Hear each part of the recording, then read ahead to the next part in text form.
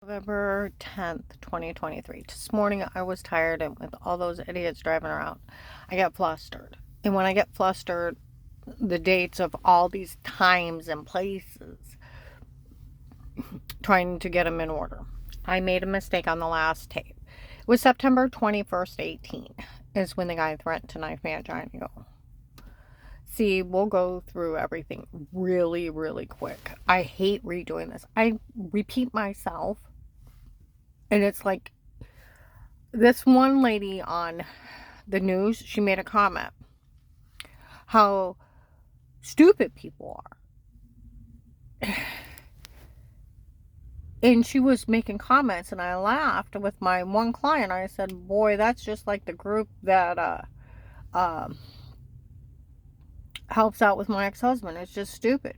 Stupidness just abounds in them. But we're going to put it this way. I was up at Bueller's today in Akron on North Main.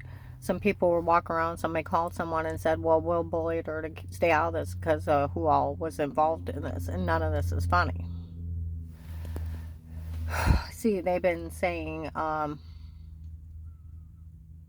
that chief of police up there, he's not funny, letting that girl in that group break in and stalk people, frame them, and drug them up and tell them to say stuff. He's not funny letting them get away with this. People were talking about it in Hartville. It's that chief of police up there letting them get away with this. Okay? Well, we're going to get back to 2017. We got a loan for a driveway, 10-3. Okay? We put $4,500 in the back driveway, $2,000 in the upstairs bathroom. He took $500 back. He got an $1,800 bonus, and $6,000 disappeared from the safe. My car started getting scratched up long ways, and I could hear voices, and I'd stay up all night renovating the house. So we got a security system. If they're that close to the house, I'm home alone. We got a security system. Had my 50th party. It was really nice. Relay races for the kids, cookout. My whole family was there. By September of 17, John and Mel got in a fight. They've been fighting for 10 years. And when they breaking up, getting back together, and we stayed out of it most of the time. Okay, because it's their marriage. They're adults. And they went back to that church to fix their marriage. I'm like, don't go back there. They'll break you up for good. Oh, they're not like that. Yes, they are. Okay. By October, my ex-husband is leaving. We're married at the time. He's leaving to work early. Now, $5,000 or $6,000 just disappeared from the safe in the spring, where we had the 10-3 loan, put $4,500 in the back driveway. He got an $1,800 bonus. He made $2,000 in the bathroom. He took $500 back. You take and you add and subtract everything. It's $6,000 disappeared. Okay, wouldn't give it back. Everybody knew it. Okay, even the police have taped my family knowing of that money disappearing. Okay. He's leaving to work early. I think he's cheating. I was trying to have Dixie, my daughter-in-law, follow him. Thank God she didn't. He called me one night and he's like, Karen, I'm in trouble. I said, why are you in trouble? I crashed a machine. I said, so? He said, you don't understand. I'm in trouble. I said, what happens? I have to have a drug test. So? We don't do drugs. He said, you don't understand. I'm in trouble. He had got exposed to someone doing pot so long and so high, it was in his system, and they suspended him for a week. Okay? I used to do most of the yard work at Lenox, our old house, and I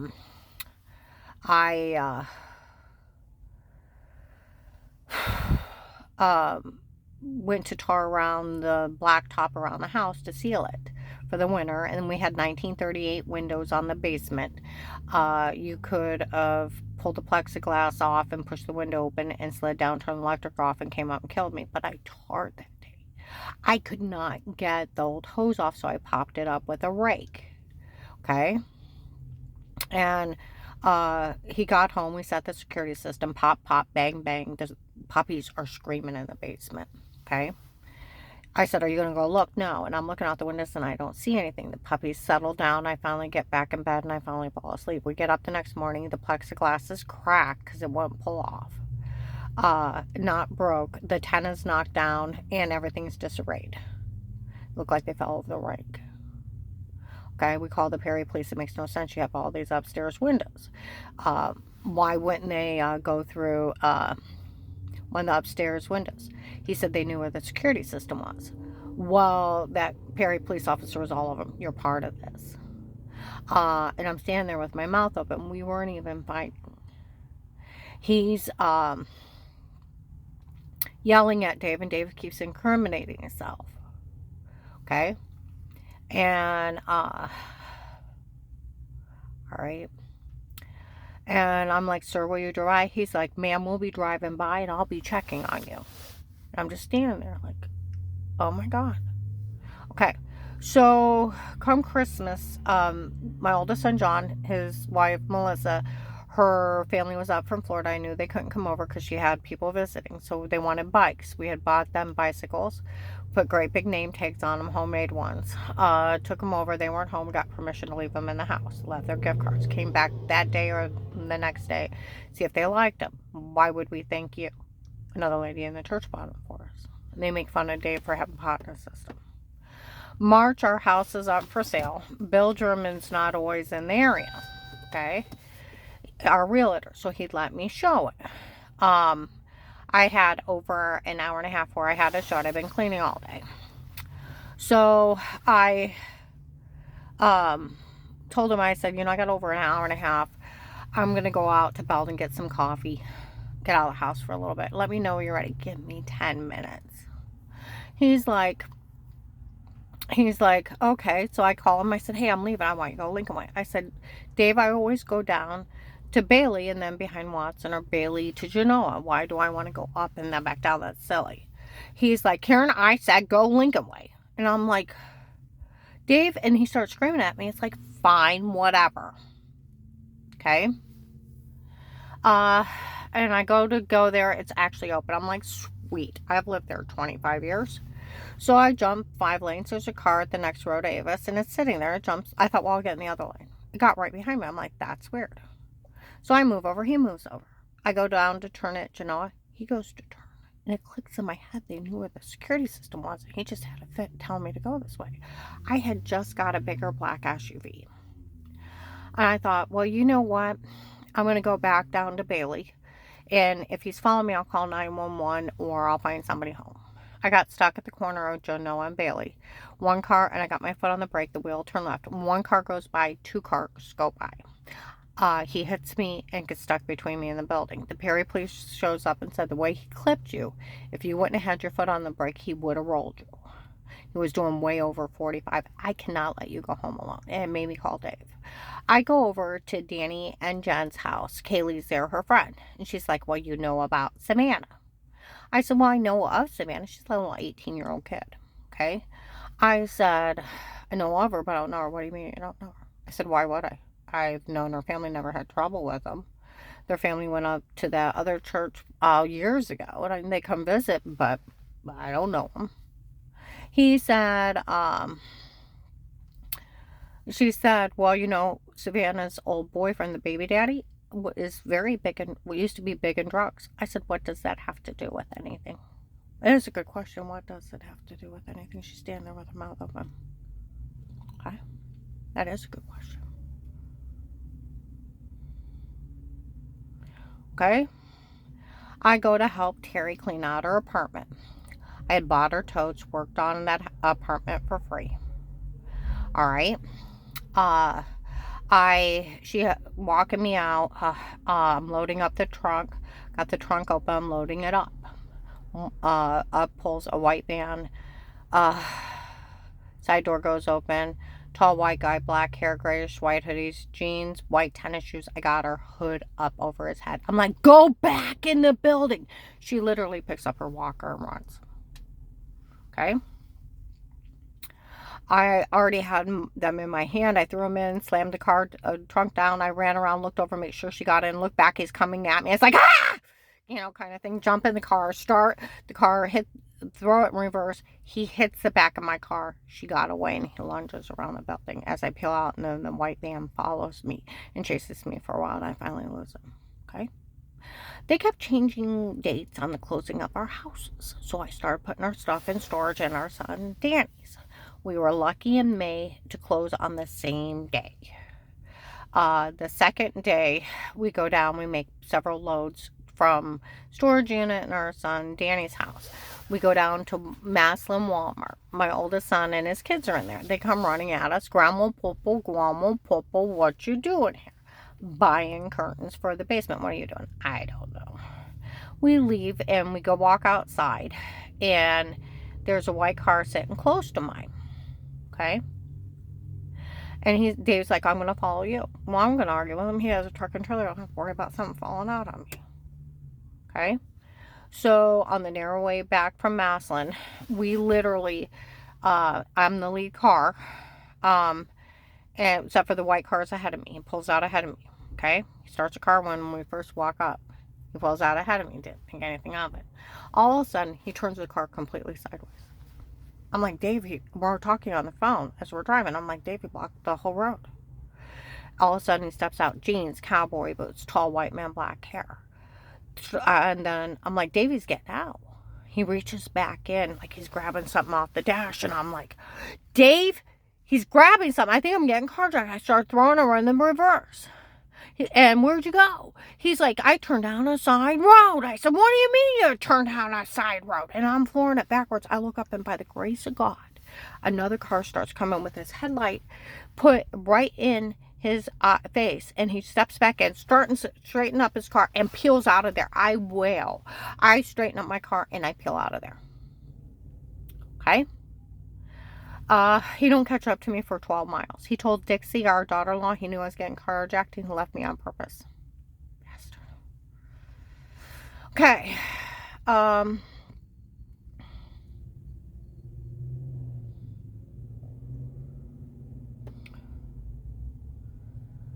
Alright, on the 6th day up there, if you line up the doorknob to the wall, we're at the storage unit. We get home and our door's kicked in.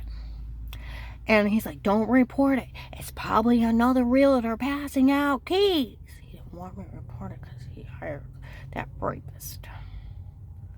By the second week, now where I usually did the lawn work at Lennox, I'm out trying to mow my lawn.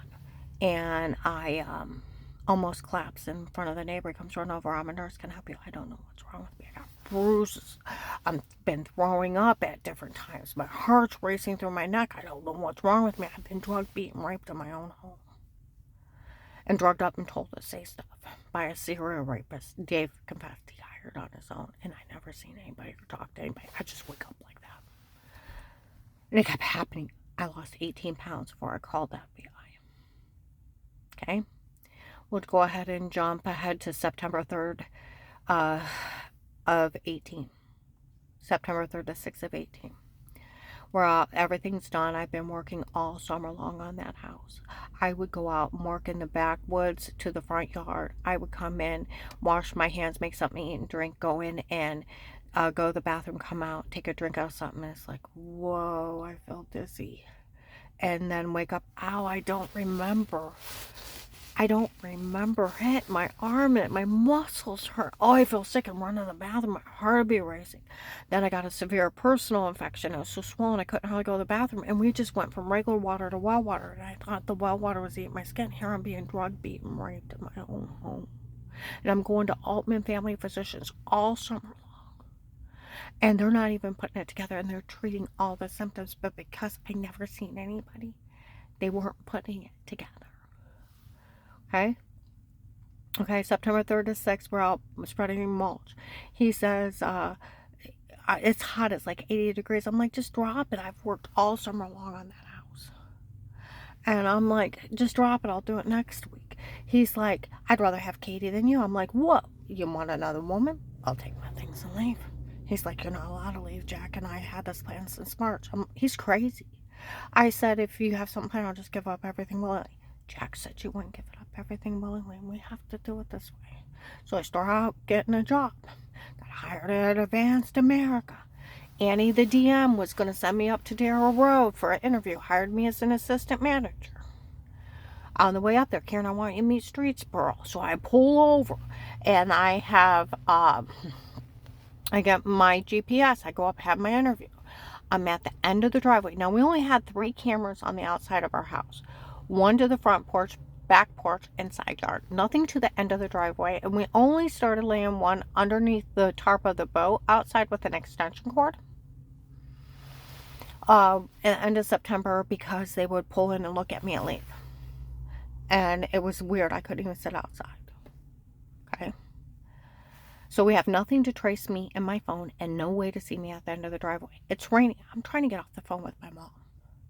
And he calls me and he's like, Karen, why won't you go in the house? I said, Dave, you home? He's like, no, I'm at work. I said, Dave, that's not funny. There's no one around me. I live 10 miles out of town. I'm like, Dave, that's not funny. He's like, Karen, I know you're at the end of the driveway. Why won't you go in the house? Well, Annie calls me, what's your problem? I said, what do you mean, what's my problem? She tells me off about being mean to somebody I never met. She won't listen to me. I hang up on her. I call my mom back. He said, Karen, he's up to something. I said, I know. So the next day, I didn't say anything, got dressed, went up there. They verified it wasn't me, and she tried to give me my job back, but it was wrong. That's September 18th of 18. Now, I've known Sarah from Zales for years. Her old manager is an older blonde lady. And there was a girl with brown hair and brown eyes went from Zales to Ashcroft and Oak. Those 2 co-workers went to Ashcroft and Oak at 18. Known them for years, and Sarah stayed at Zales. They all 3 came up to me. Katie said it's been her church trying to have you killed. She can't say that. She's telling people in the mall they have a permanent plan to do away with you. And you need to call the police or detective. She can't say that. No, it's conspiracy to commit murder and accessory to those attempts. She can't say that. She should have been arrested the first day. Okay? Well, I call and I'm talking to Michelle Kagi, my old neighbor in Lenox. And she's like, Karen, there was 2 guys watching your house before you moved out. They'd pull up, sit at the end of your driveway. They would da-da-da-da-da. And I seen them watch your house for a long time. And he had people positioned at Lenox before we moved. I said, well, if I know they were there, I'd call someone. She said, Karen, they were there for a long time watching your house. Okay?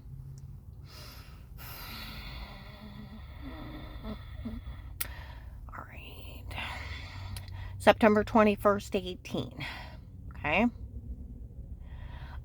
September. I made a mistake and said November. I get flustered. I got these people driving around me. People yell stuff. It's cray-cray.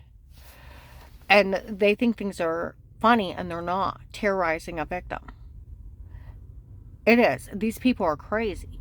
They think it's funny drugging somebody up and tell them say something stupid or Photoshop a washing scene and stocking tapes and then terrorize the victim. It's not funny being part of a human trafficking scam. And it's an extortion group. There's cells of them up there in Ravenna. It's not funny. Okay? Breaking in people's home and violating them on those levels. They should have been arrested. All right. September 21st, 18. I'm walking around Giant Eagle. I have bruises all over me. I've been sick. Realizing how stupid am I? I've had 4 attempts. It's been them the whole time. Oh, better yet, I forgot one. I was talking to Terry on the phone. She still does it. No, I know. And she's watching some lady's kid for $10 an hour. And I thought, well, somebody just cost me my job. Okay? She just cost me a job. And she's going on and talking to me, and then I hear knocking. She said, Karen, she's here. I'll let you go. I said, okay. And I almost hung up, and I thought, is that the girl that cost me my job? That's who Dave's cheating on me with, right? He's cheating on me. That's his girlfriend, right? The money disappearing. Somebody impersonating me. I'll find out. Boy, did I miss that one. Missed it. I got her to walk over to the door. She left me on the counter. It's not 5 feet from the door. Guess who I was on the phone with? You're kidding. I almost tricked her in coming down to prayer, where those 2 guys would show up and take care of her. It's not like anybody in the church would ever help her. You know, they pay people to know where she's at. I could have used the money. I actually told her I'd step in for prayer for her. I couldn't believe it came out of my own mouth. Well, that's about as bad as Kaylee. She used another minister because Keith charged too much money. Well, you know who was in that meeting to hire those men to kill her? It was Keith Bishop, Strange, and Ron, and they took up $25,000 to have her murdered because Ron wants her dead because she got well the year his kid died. Then go back to Strange's life, 2003. Think about that. I gasp and I hop. He's like a millionaire. I gasp. Dave, September 20th or 21st of 18. He holds me down. I love you, but I love her more. I'm so sorry, Karen. You have to die for her. I hired a man to slit your throat, stab you in the heart, Karen. You'll bleed out, Karen. But I got a man to put a bullet in you if you're wrong. I'm so sorry, Karen. You have to die for her. Kept pushing my head into the bed. And he's climbing on top of me. It's turning him on sexually. I couldn't even breathe in the cold, dark night. I was afraid if I moved, he'd finish smothering me with his own bare hands. He kept doing it for 30 minutes. It was no vivid dream. He tried to say it was a vivid dream later on. He rolled over and got up and went to work. He thought it was funny. And I laid there in fear. I called John the next day. I went, what's going on with all this? He said, Mom, I would have punched him. I said, I was afraid he'd smother me with his own bare hands. He said, I don't know what's going on, Mom. September 21st, 18, I'm in Giant Eagle, realizing how stupid am I. It's been them, and now they're here. No, he knew I was at the end of the driveway, and he knows. He knew there's someone watching me. Okay? September 21st, 18, I'm in the pop aisle. Giant Eagle. He said, he calls me, where are you at? I'm buying for something for dinner. I said, and he said he had a phone call to make, and I'm like, don't go, please don't go. And I try to call him back. He won't answer his phone. I look up, they're giving a flu shot. I better get a flu shot. It's not even safe for me to be here anymore. I get the flu shot, and I got dizzy, and I sat down on the bench, and I'm like, just breathe. I hear the voice. I can't believe she's here. It's the same one as I got her, and she got away. I'm like, oh my God, he's here. I stand up and I turn my card. He comes up behind me. I'd stab you right here now if it wasn't for that security guard. And I almost passed out. I was already dizzy. I got my breath, and the lady's like, are you going to stab her and get it over with? He said, I won't make it out for that security guard. So I turn my car into the bank. I want to open an account. That's September 21st, 18. Okay? The Pizza Hut lady comes up to the male banker next to me. Huntington Bank, Ravenna. Mind the bankers. Okay? Male banker standing next to me said, lady, stay out of it. She's like, no, I get paid to watch her. He's like, lady, I mean it. You stay out of it. It won't be worth an end. She's like, no, I get paid to watch her. And he screams at her so bad. She walks off, and I look over, and the guy that tried to kidnap me, tried to carjack me, just threatened to knife me, walks off. And Dave instantly calls me, and I put him on hold, and I'm froze in fear. Not knowing if they have somebody to knife me, somebody to shoot me. And I just stand there, and that male banker is still slamming stuff down, and they got my account open real quick. And I looked up, and there's a group of people even got in the middle and got in my car, and I drive down to, I freak out, drive 20 miles down to Walmart 62, went out to get gas. An African-American lady spit in my face. Her and her white, it was an African-American lady spit in my face. Her and her white boyfriend were harassing me. Okay? I get away from them. I go inside. There's another tall white guy with black hair, black eyes, and an eagle tattoo. He's old. What a shame. He kept staring at me like a dead animal with no light in his eyes. Got away from that freak. Got home, and Dave said, come with me to the end of the driveway. My girlfriend's rich and powerful. Her family owns the place. You won't be able to withstand. I looked at him. I said, it's not a communist country. Nobody owns a place. I took a day and I prayed. I poured my heart out to God. I actually love that ignorant man so much. I've been married 33 years. And he was the type of man that would be good to you for a year and a half. And the first time he had a bad day, he beat the hell out of you. Those kind of men will kill you. They will kill you. They don't love you. They're not sorry they beat on you. They don't want you to tell the police. But I actually loved him. I could never forgive him for his part of this. The day I forgive him, I'll die. I gotta pick up that phone and call someone. They're here now. And it's by the grace of God in my life. Either pick up that phone or you'll die. And once you pick up that phone, you can never go back. Should be September 23rd, 18. I called the hotline. Cried my eyes out. We'll have an agent call you back. The next morning, they had drugged me up so bad I couldn't wake up all the way. Rivers of tears running down my face. I kept saying I can't wipe off rivers of tears. I can't fall back to sleep. Phone's ringing. Let it go to voicemail. Wake up. Who was that? Listen to the voicemail. This is Agent Dada.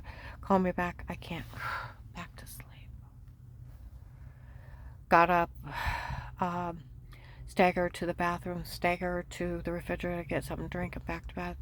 Third day, I'm not much better. And I'm sitting out on the front porch. What's wrong with me? I feel drunk and I don't drink. It's a sign of roofies being wear off. I looked it up. I gotta get air in my face. I gotta call that guy back. So I started mowing the lawn. About halfway through, I thought of Sarah. I call her, of course, Karen. It's getting darker and scarier the way she talks about it. So I went out and got a card, put that agent's number from the voicemail in it. We went and dropped it off at the mall, and her manager put it in her locker. We went up to Apostolic Church of Barberton. Paul Paymer got in Dave's face. My God, I had an FBI agent in my office. He's right there. And I walk off. Okay? Ladies come up. He knows she's being drugged, beaten, raped. He said he didn't care. As Paul Paymer screaming, how dare you bring the FBI up here with threats on her life. He's still screaming at him. I go in and I sit down. They come up and say, he knows she's being drugged, beaten, raped. He said he didn't care. If she was going to be faking she was sick and faking she got well when that family was screaming. He didn't care what they did. Can you imagine an agent saying that? No, I can't imagine a federal police officer saying that. Dave comes in, let's go. We get out in the truck. He says, I gotta kill you myself. And he starts punching at me in the truck and trying to hit me and hitting me. He goes for a loaded gun between the counts. I put my hand on it. He knocks it off. I almost jumped out on the highway. Got home ran from the next day. Next day, I had to call that agent back. Everybody knows. I tell him someone told him, you liar. It was him, documented by the Norton Barberton police. He was up there telling on me. Dave told Danny to talk to him. His own confession, he talked to him further on in the recorded line. I tell him what happened at Giant Eagle. Was there a camera above the bench? I don't know. He said, if you don't know if there was a camera above the bench, you better say you're lying or I'll rush you. I said he tried to kidnap me before. Terry let me tape her with her permission. She's seen him. He's already killed my one co-worker, Lori's family member, and then went on to take my house manager, Merlisa's niece. He's part of the human traffickers. I'm trying to describe him, okay? And what happened? He's like, you either say you're lying or I'll put you in jail. You either say it or else I'll arrest you. It's like, fine, whatever. Now, what you say you were faking, you were sick before. It's a documented medication error. Medical malpractice almost killed me. I said I really was sick. He's like, I had that family in my office. And how you ruined their life. Her father killed her kid. Ran a stop sign into a semi. Okay? Her father ruined her life. He devastated her life. They're putting all their hurt and anger on me. Strange just made up a shitty lie on me 6 months later. That's it. Okay? So, you either say it or I won't help you. I'll leave you there. They'll kill me. He's like, so? You either say, I've talked to all those church people. I know what's going on. I've met with them. And you either realize how much it's devastated all their lives. You thinking you were sick and thinking you got well.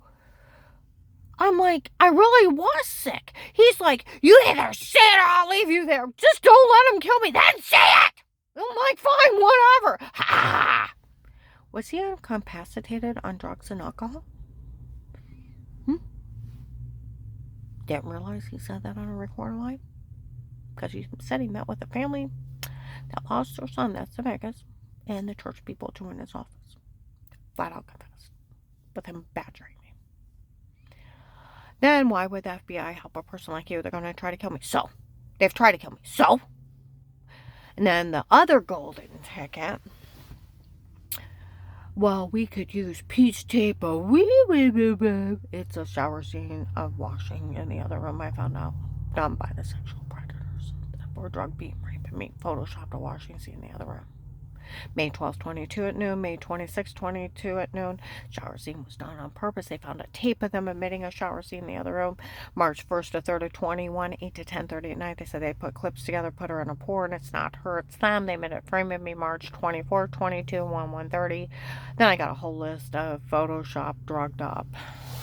It's absolutely ridiculous of what those crackheads were doing to me. Okay? Instead of him arresting the crackheads for violating me, he's making fun of the rape victim being scammed. And I'm like, what's going on? I don't even know who Pete is. The only Pete I know is my brother in Medina. And I didn't know who he was for a year. Never talked to him. And then they some kind of Pete something, I guess it's some kind of roofied something where I had bruises and I was getting sick on drinks, or wake up with marks that look like injection marks. That's not funny. They were violating me on that kind of level, and they're that dangerous, and that federal police officer is mocking me and said, "Stop, she don't know." Ah! I didn't even know what the hell they were talking about. Okay? So he's like, give me a real reason. Well, I told him about my brother-in-law Craig that died working under Dick Cheney. Well, I can take you somewhere and leave you. I don't have money to start. Well, if you agree to get information on deep in the churches, I can open a format program. I said, I can do that. And he said it comes with $5,000 a month. You have that money to live on when you move out, and a life of peace as an informant. Nothing legally stated, dated against you again, and only for you would we ever do this for. We'll always put it back as if it never happened, and you can't be legally charged for anything again for working this case. And he said, you'll have that money to live on. I'll pull you out if it gets too bad, and da-da-da-da, and I'll make sure no one touches you. Okay, I thought the case would be over real quick. They're breaking in the mall, da-da-da. They have them, right? No. It did not end quickly. He fed me to them. Then said, if you try to tell somebody, I'll list you crazy. Now, he even said, for even when you tell, admit to no wrongdoing, I'll take care of everything in the end. Okay? And then he flip-flops. I told my friend from the prosecutor's office, start laughing until he had tears in his eyes. That agent can't talk to you like that, and the police know they can't go along with it. He can't even ask you to stay quiet. He was only bullying you. And I said, well, they already knew. Everybody already knew. It don't matter. You're in the format program. You feed them information. You stay yourself. You can tell whoever you want. You're actually in the witness protection program, one of the many. And this one, you stay as yourself. And you can tell whoever you want. And no sitting judge would sign his own arrest warrant. The only thing they can put in there is your money and your immunity. I found out they can add living and housing expenses and a medical card. And that's the only thing they can sign. He stole my money. Someone needs to arrest him. He already confessed he talked to everyone. I'm going to upload this.